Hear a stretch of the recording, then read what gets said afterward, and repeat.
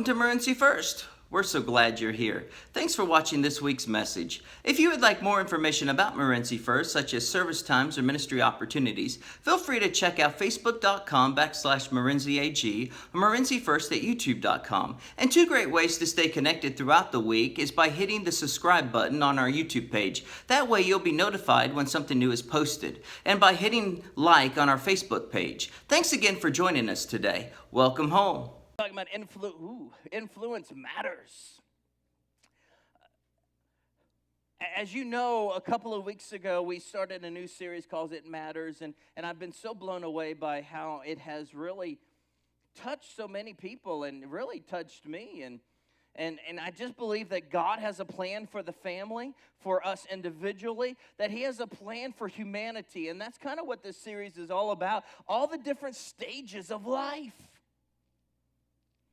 And, the bottom line is, there are some of us that are on the stage of being single and looking, or single and maybe not looking at the moment, but one day we'll be looking.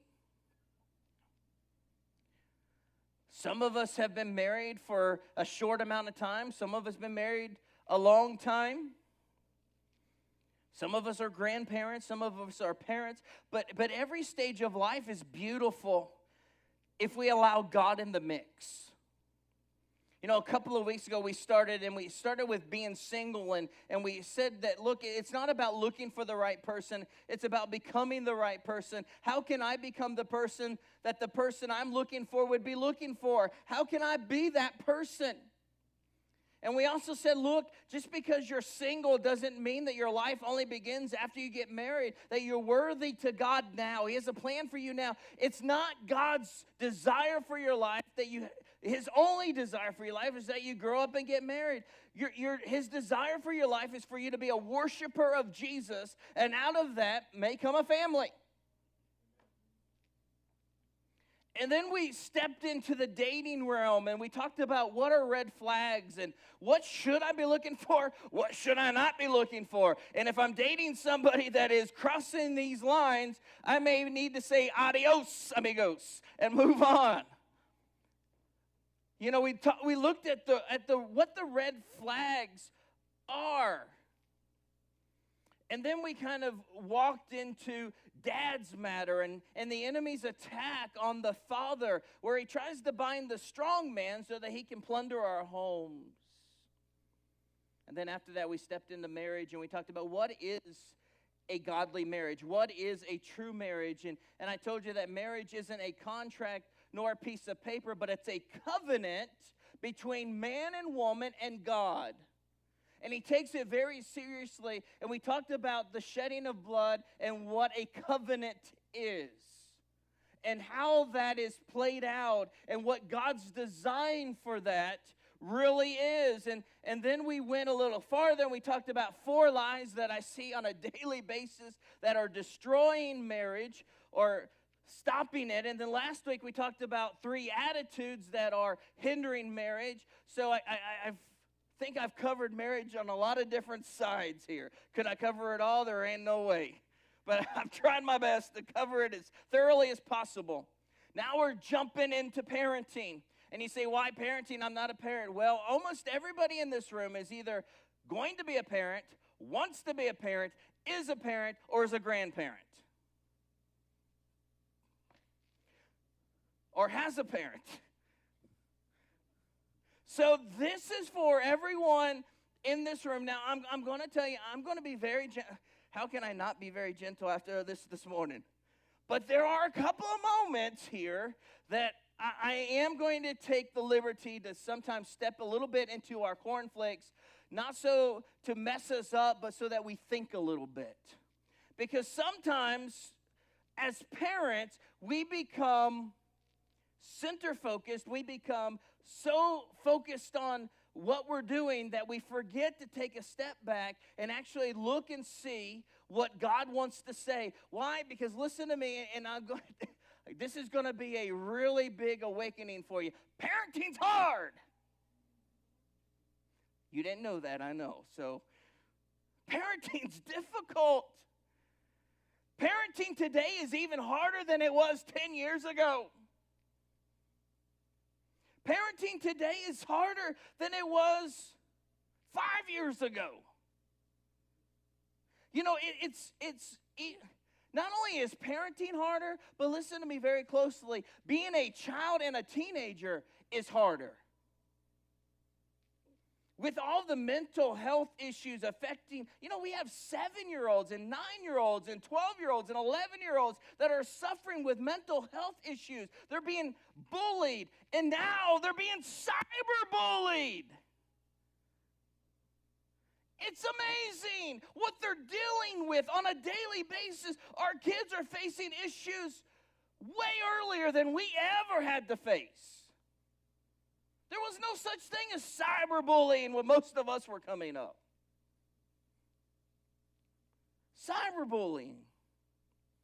Our kids are facing issues even earlier than we can even think about. And then at a very young age, we give our kids these devices here. And we give them these devices that give them access to everything they never wanted to see. We tell our 7-year-olds, our 9-year-olds, our 11-year-olds, go take this, have fun.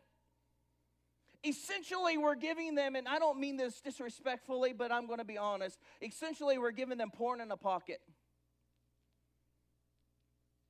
And we're hurling them into the world of TikTok and Snapchat and YouTube, where they learn all about gender confusion and sexual perversion and ungodly influences and on and on and on. Even before those things, they have access to so much information as a young child. It's overwhelming. They're not supposed to be dealing with the fate of the world before they're even able to shave. Yet we have our kids that are watching the horrors of the war in Middle East in real time on their devices, and we wonder why our kids are suffering. They take out their iPhone and they open up all the tragedies around the world and all the confusions and all the other stuff. And then we come in and we ask ourselves the question, why are they battling mental health issues? Why are they battling depression? Because a 5-year-old shouldn't be watching the war over in the Middle East.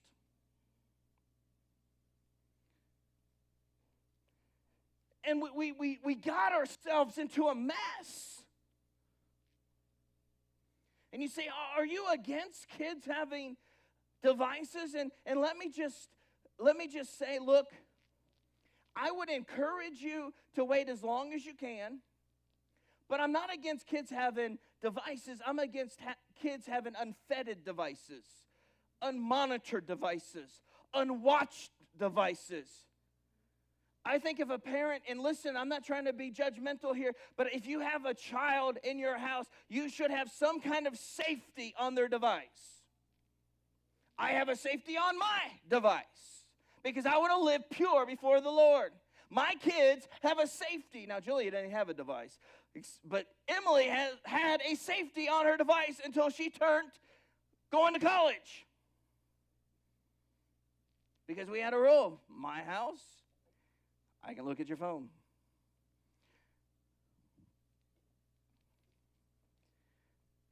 So am I against devices?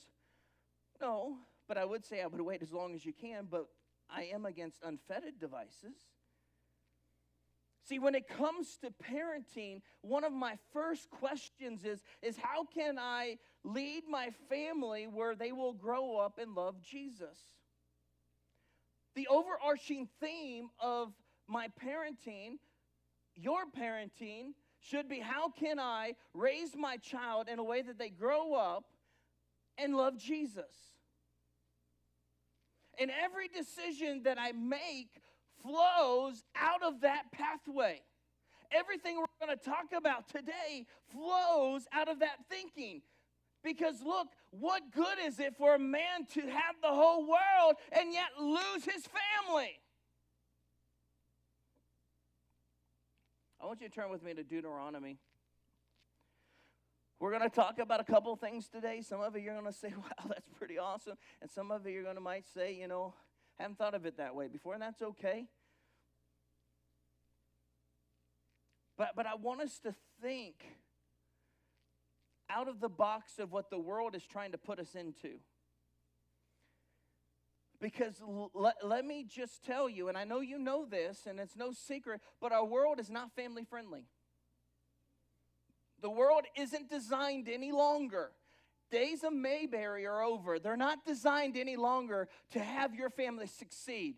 It's designed at this moment to sneak in the back door and separate kids from parents so we can indoctrinate kids and we can alienate parents.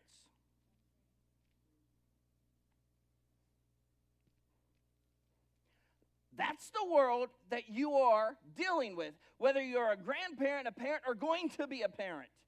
And you that are going to be a parent, it's probably going to get worse.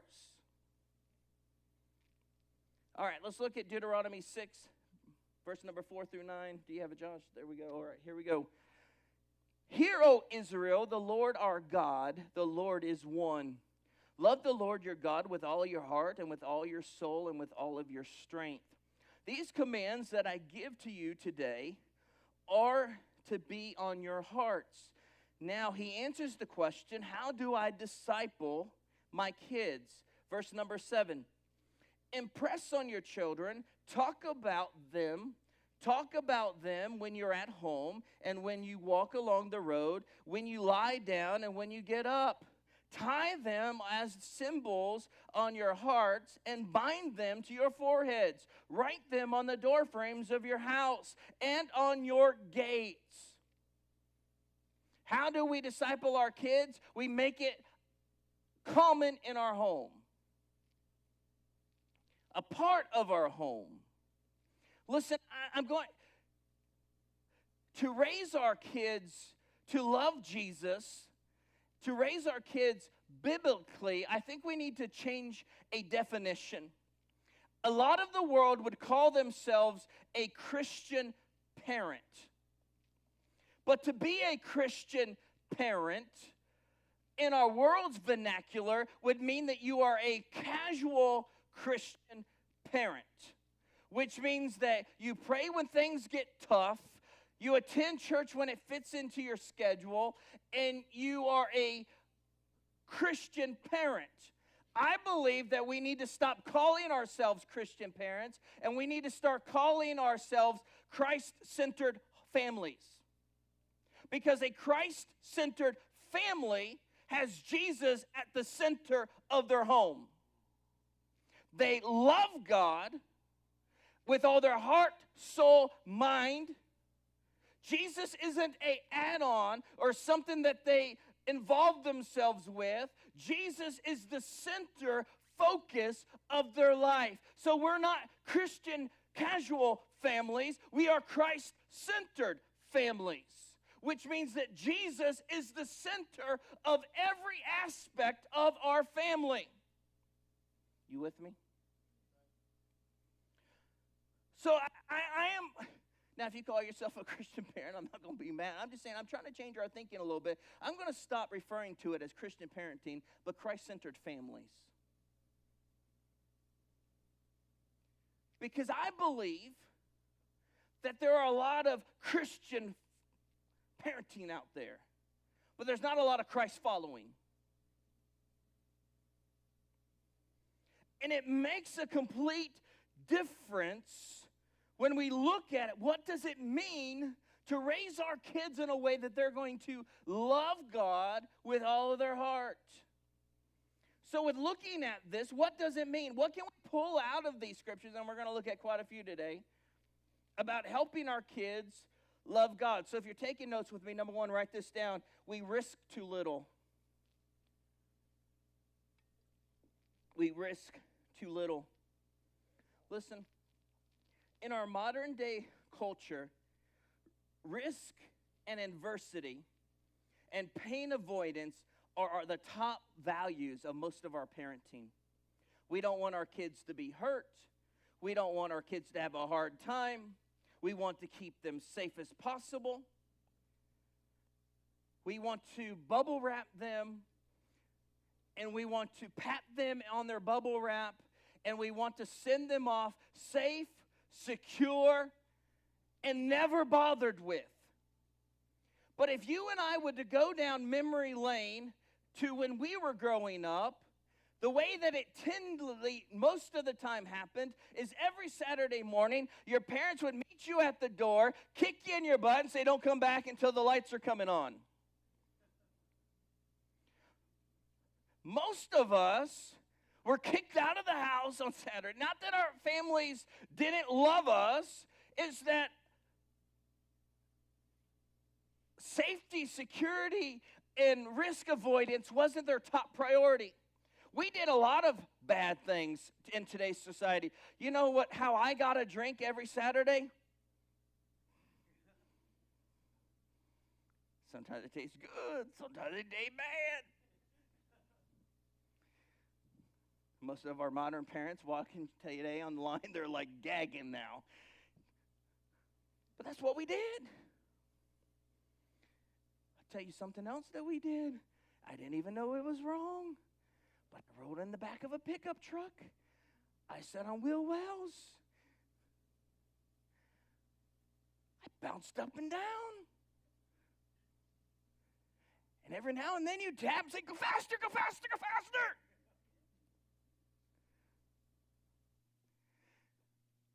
Risk avoidance wasn't the top priority. There was like one rule: don't die.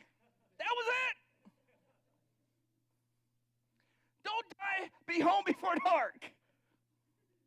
If you came home after dark, you were going to die. But that was a whole other story. You know, that's just the way it was. It's not that our parents didn't love us, it's just their top value wasn't risk avoidance. You know, how we came up, you know, and I remember, and you may remember too, but you know who my seatbelt was? It was Mom, you know. It's amazing.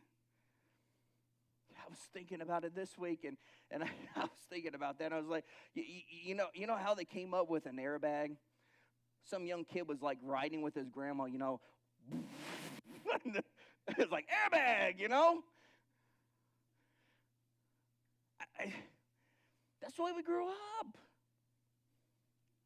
And, you know, it's like risk avoidance wasn't the top priority. Now, listen, let me just be very clear with you.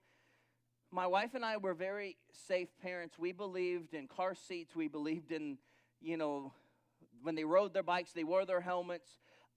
I'm not against any of that. And I'm not telling you that we go back to riding in the back of the pickup truck, because I would have killed my kids riding in the back of the pickup truck. I learned better. But at the same time, we've got to allow our kids to grow up. And look, make them wear their seatbelts, make them wear their helmets, but look, when they're going down to check the mail, they don't need knee pads. We've got to allow them to grow up, and we have to allow them to learn from God. We have to let them learn, because look, you know, in our efforts to protect them from pain and suffering, we've robbed them from confidence. Listen, in our everything, robbed them from any kind of avoidance and any kind of pain. What we've really done is robbed them from any kind of confidence. And now we have 25-year-olds that won't drive because of the chaos of driving, and we have 20-year-olds that don't know how to fill out job applications, and we have 30-year-olds living in their mom's basement and all the other stuff because they don't have confidence. They don't know how to step out, and they don't know how to do that. We've not only robbed them from believing in themselves, but because we've taken away all the risk, we've robbed them from putting their faith in God. We've not only robbed them from believing in themselves, but we've robbed them from the ability to develop faith.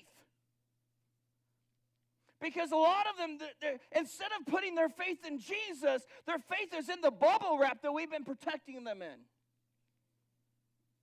So we've not only robbed them from confidence of how to step out and how to grow and be the adult, but we've also robbed them in a very valuable place in life, to trust God through all things. And Hebrews tells us that it's impossible to please God without faith. Wow, there you go, faith. Impossible to please God without faith. In the way that we're designing our normal families, we are eliminating the faith factor. So not only are we eliminating risk and avoidance, but then number two, we rescue too quickly. So we don't risk enough. We risk too little, but we rescue too quickly. Think about it. Mom stays up to 2 a.m. to help little Johnny with their science fair that they procrastinated or didn't do at all. And then after we fix their problem, we all go celebrate that we won the science fair.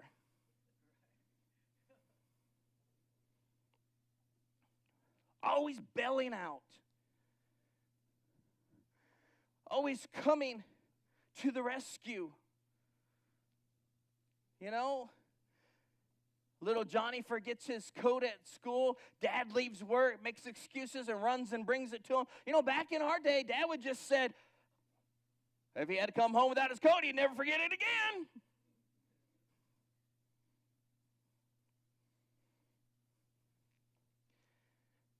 But we jump in. But listen to me, consequences make for a great teacher. Consequences make for a great teacher. And if we rob them from consequences, we rob them from the lessons that come with it. And Galatians 6:7 says this, do not be deceived. God cannot be mocked. You reap what you sow. And when we rob our children of God's natural consequences, it's no wonder that they grow up not to fear God. And if we take away all the consequences, it's no wonder that they don't fear God or consequences. But we reap what we sow.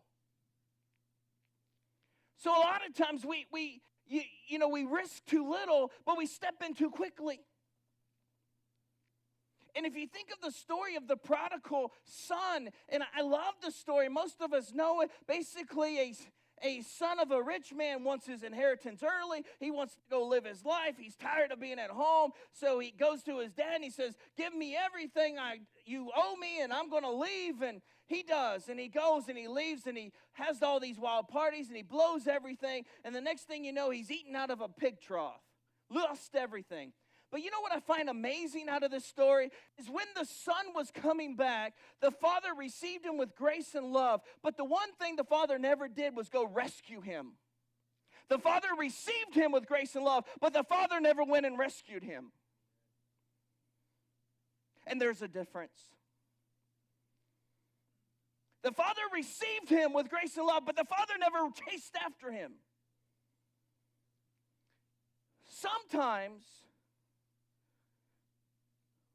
we don't risk, and then we jump in too quickly. We get it wrong. We risk too little, and we rescue too fast. And we see that what happens is in this culture of doing that, and no risk equals no faith. And when we rescue too fast, we eliminate consequences, where we eliminate you reap what you sow, and we eliminate the fear of God. And tell me what our culture is missing today.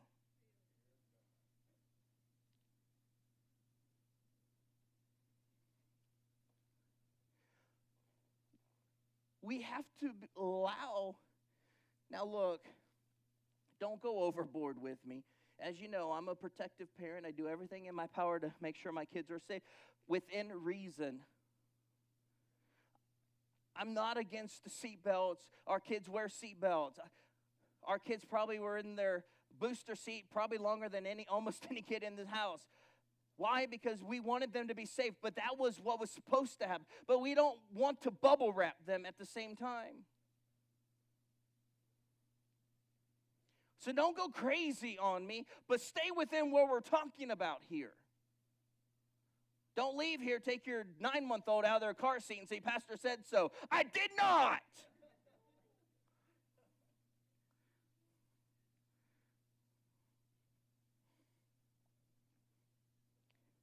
We risk too little, we rescue too quickly. Then number 3, we model too weakly.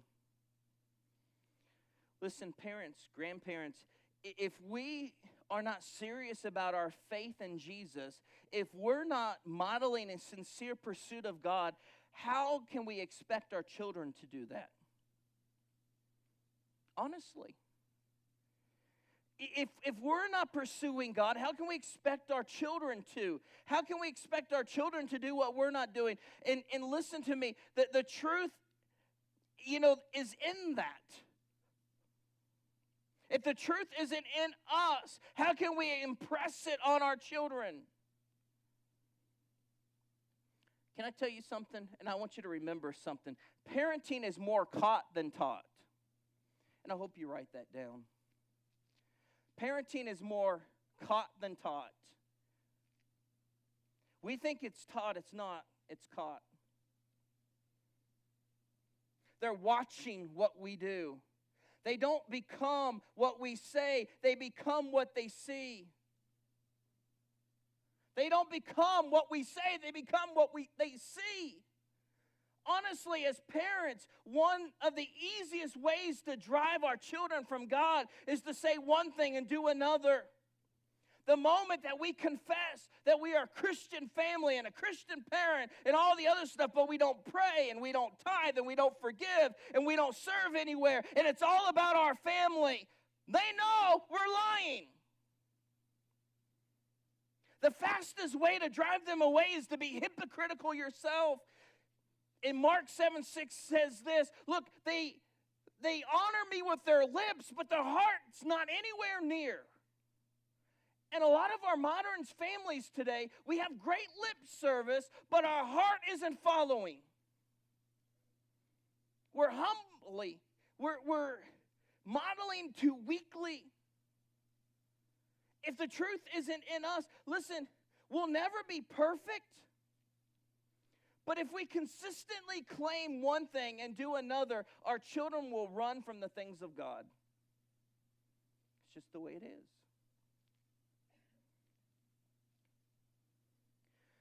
Can I give you a life truth? And please write this down. I want to give you a life truth. And I wish everybody was here to hear this because I fully believe it. Listen to me. Who and what you expose your children to will shape what they become and what they believe. Who and what you expose your children to will shape what they become and what they believe. If we consistently let our children be exposed to, I don't care what is it, whatever it is, whether it's a bad attitude or over-sexualized images or materialism or perverted thinking or ungodly values or whatever it is, whatever we expose them to on a regular basis will influence what they become and how they believe. If we continuously let our kids be exposed, it's no question why our children grow up and not believe in God. You know, I have parents all the time, they'll come to me and they're like, I don't understand why my teenager is drinking. But every Saturday, they have a drinking party in their backyard. Now, they don't call it a drinking party. It's just a bunch of friends that come together, and they're constantly just... But then they wonder why their child that grew up in that atmosphere is now not seeing a problem with it.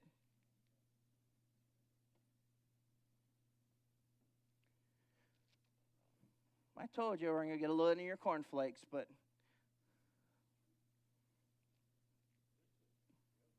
it is what it is. I hear people all the time, I don't know why my child is questioning God. But at the same time, the friends that we expose them to and hang out with either don't have a relationship with God or they claim to have a relationship with God, but their lifestyle isn't honoring to God, but we can't throw them under the bus because they're our friends, so we have to validate them in front of our family, in front of our kids. So we're like, there's nothing wrong with Uncle so-and-so, yet we know he's not living right. So we're validating his unchristian life with the label of Christian, and we wonder why our children is confused.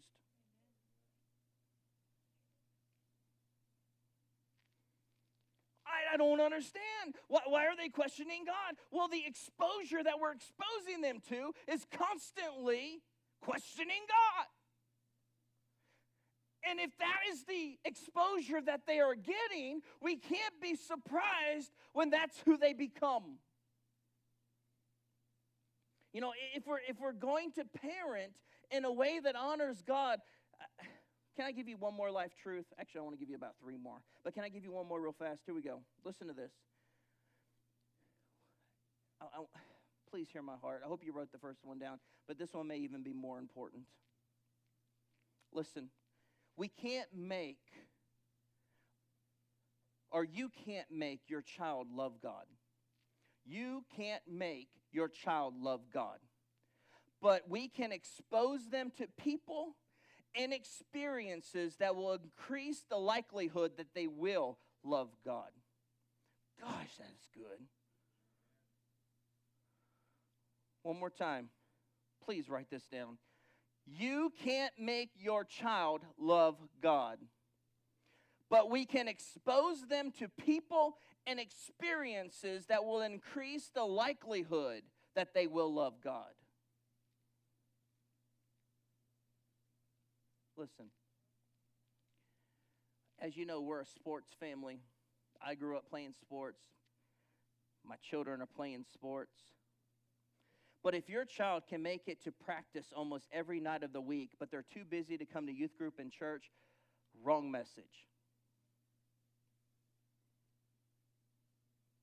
If your child can make it to practice every day of the week, but they don't have an hour and a half to come to church, you're exposing them to the wrong thing. And do not be shocked when one day you ask the question, why is my child questioning God?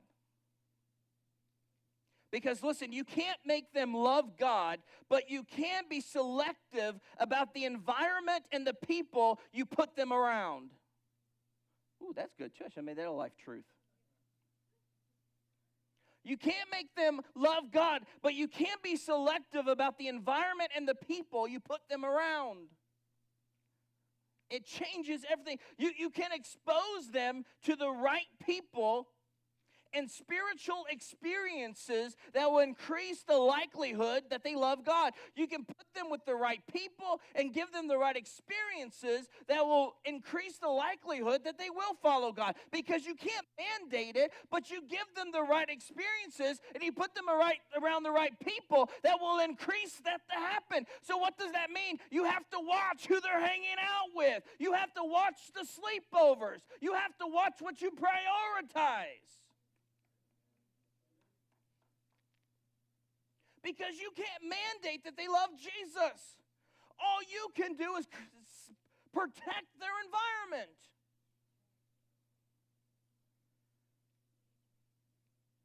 You say, oh, what kind of experiences? Well, good question. I'm going to tell you. What kind of experiences do you want to expose your kids to? Well, the first one is this. The of knowing Jesus personally. We want them to see us know God and have an impact on our lives by worshiping Him and being changed, being convicted. You want your kids to see that even Dad doesn't have it all together, and occasionally he asks for forgiveness and he's living a life before God humbly. By making and talking about Jesus as common. It's what we do. We're a Christ-centered family. So, of course, talking about Christ is a part of our culture. And you say, why do you want that a part of your culture? Because one day your child will have a question or even be questioning. But if it's a part of your culture, then you will always have a free space to talk about it. So what do? You develop a culture where Christ is common. You talk about it. We talk about the things of God in our homes. We're people of prayer. We give God thanks. Look, when you have an opportunity, when you're sitting around the dinner table and you're getting ready to pray over the food, you thank God that you have a job. You link normal things with God. You thank Jesus for what you almost get into a wreck. You thank God for His protection. You link the normal with the spiritual. You expose them. into the presence. Being people of prayer. Number two, you want to expose them to the presence and power of God in His church. That shouldn't come as a shock to you. But Psalms 92:1 says this, those that are planted in the house of God will flourish. Those who are planted. You see, a social Christian will go whenever it fits into their lives. A Christ-centered family will be planted in a church. See the difference? Let me ask you a question, and I'm going to get into your cornflakes for about 5 minutes, and then we're done. Let me ask you an honest question, and I want you to honestly think. What isn't optional in your family? What isn't optional? If you're going down the list, we would say, what's not optional? Well, going to school is not optional. Homework's not optional. A lot of us in here would say our activities aren't optional. We paid for you to be in that sport. You're going to show up to practice. But here's what happens. When the weekend comes around, someone has to come and ask, are we going to church tomorrow? Listen, everything else during the week that's important, there's no discussion. Little Johnny doesn't come to you every day and say, do I have to go to school tomorrow? Do I have to go to practice? Do I have to do that? But the very thing that should be at the heart of our faith and the expression of our love for God is up for debate every weekend. Is that in your cornflakes enough?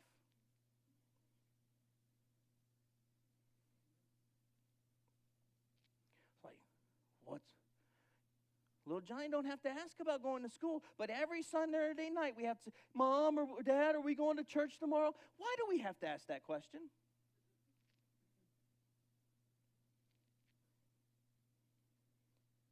Honestly, we will play sports even when we don't feel good. But a lot of times if we get to bed 10 minutes too late on Saturday night, we're too tired the next morning. And we wonder why we have to fight our kids to come to church, because we have taught them that it's optional and that any little resistance will stop us from coming. So you know what they do every Sunday morning? They give you just a little bit of resistance to try to stop you from coming. Because we've taught them, hey, coming to church is so optional and any little resistance will stop me from coming. So what are they going to do? They've learned how to give you enough resistance to stop you from coming.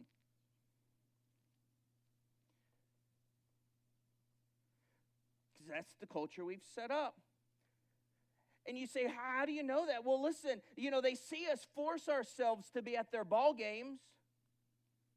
They see us force ourselves no matter how we feel, no matter what we're doing. We're always at their ball games, but we're hindered to come to church by so many things. And we say, but I want them to know that I support them. And listen, I'm all about supporting our kids, but you know what my main goal is not for them to know that I support them, but to know that I put Jesus first, because Jesus is the only thing that's going to save them from hell, not my support.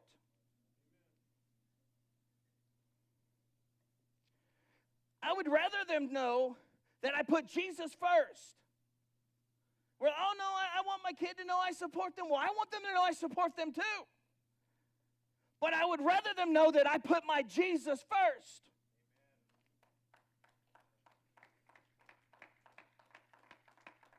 We're like, and we've kind of taught, our kids aren't dumb. They watch us do everything in our power to show up at all their activities and all their ball games, but then watch us all the time have so many different reasons why we can't make it for a 2-hour service on Sunday. We've proven their theory. And we've wrapped it up in modern day parenting. Oh, it's all about support. It's all about showing. Well, no, actually, the greatest value system in your home should be having them grow up to love Jesus.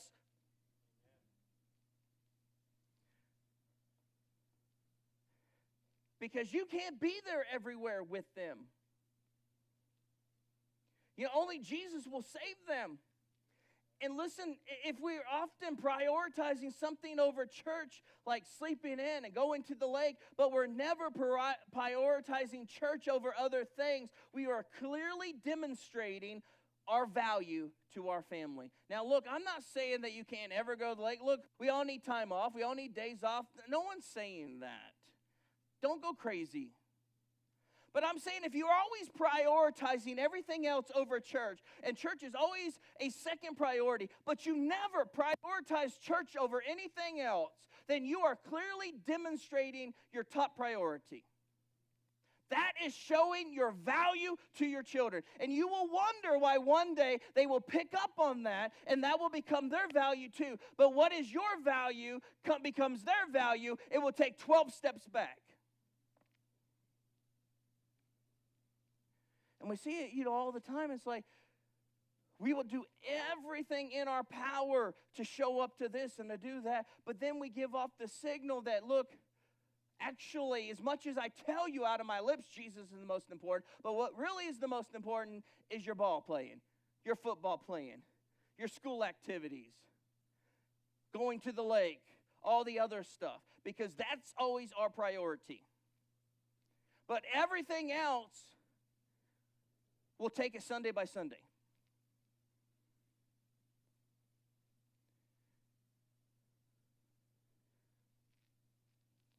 Oh, everybody's quiet now. No one likes me no more. Let's go back. Go fill the bottle up with water. Let's start over. No, but honestly, I want you to think for a minute. I know I'm pushing you for a minute, but I'm trying to. I want you to honestly think. What are the messages you're literally sending? And you may wrap it up yourself, and I'm just trying to support them. Honestly, I get that. I'm all about supporting them. But if it becomes the message that speaks above Christ's position in your family, you better take a step back and get it right. Because there will come a day when your child will start questioning God, not wanting to come to church, and trying to make every excuse. They'll wake up every day with a headache. But then as soon as church is over, they'll be ready and willing to go to lunch or movies or whatever else. It's like a situational headache. It's really not. It's just the resistance that we taught them, that as long as you have a little resistance, it's okay. And it's become that culture. So what we've ended up doing is we've developed what we've sworn to ourselves that we would never develop. But the problem is that we risk too little. We rescue too quickly. And then, the bottom line is we model too weakly.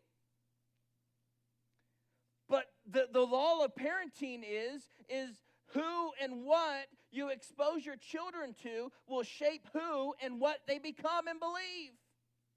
And then the other part is just as true. You can't make them love Jesus, but you can expose them to the people and experiences that will increase the likelihood that they will. You can't legislate faith, but if you have them in an environment where God is actively moving, your likelihood is eventually they'll catch it. You're like, what are you saying? Well, let me explain. Look, the greatest way to have your children read the Bible isn't by ordering them and forcing them to. It's by allowing them to watch you and mom and everybody else. And if you're doing it and mom's doing it and Sissy's doing it, it's just logical that I will do it. It's the culture. If I'm legislating it, they'll do it when I'm on top of them. But if it's just the family culture, they'll do it because it's what we do. Same thing with prayer. Same thing with church. Same thing with everything else. You can't legislate faith, but you can legislate and you can protect what you expose them to, who you put them around. And when you bring them to church on Sunday, one thing that you're doing right now is when they're in church, in children's church, in nursery, around a loving environment where Christ is being talked about, they feel his presence, they're more likely to believe in a God that they feel than a God that they're told about occasionally. So you want to hinder them from believing and wonder why they're not. But you got to ask yourself, who is the number one thing you're exposing them to? Because they will become and believe the number one thing you expose them to. That's why it matters.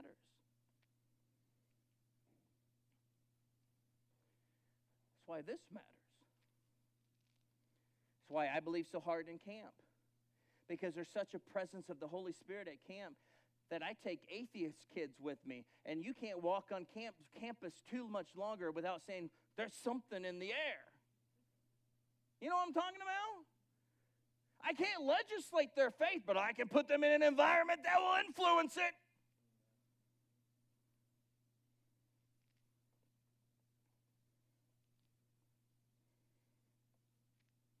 That changes everything. All right, I've meddled enough. Please put down your tomatoes. All right, worship band, come on.